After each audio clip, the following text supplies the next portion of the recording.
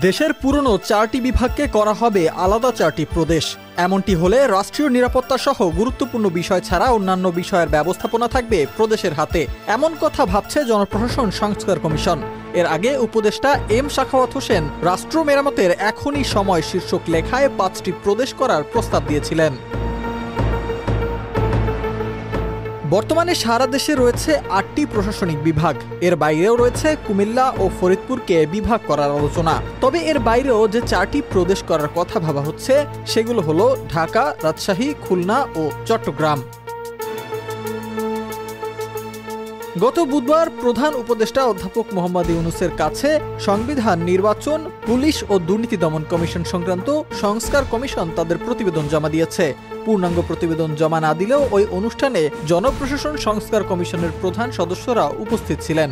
এ সময় তারা তাদের সম্ভাব্য কিছু সুপারিশের কথা তুলে ধরেন, যার মধ্যে 4টি প্রদেশ করার বিষয়টিও রয়েছে বলে সংশ্লিষ্ট সূত্রে জানা গেছে।